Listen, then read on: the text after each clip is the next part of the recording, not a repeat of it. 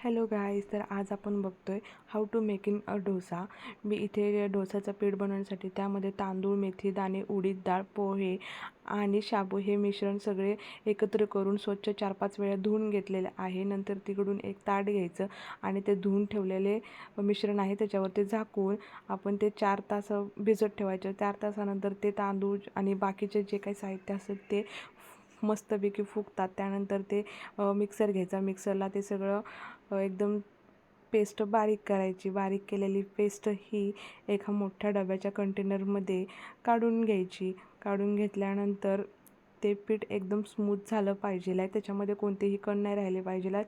मग उरलेलं जे काही बॅटर असतं ते परत मिक्सरला फिरवून घ्यायचं आणि ते परत सगळं बॅटर एका मोठ्या कंटेनरमध्ये काढून ठेवायचं आणि त्याच्यामध्ये मीठ टाकून ते पूर्ण ओव्हरनाईट ठेवून द्यायचं. पण नेक्स्ट मॉर्निंगला बघायचं की ते आपलं बॅटर हे रेडी झालेलं आहे. अशा प्रकारे डोसा बॅटर बनतो.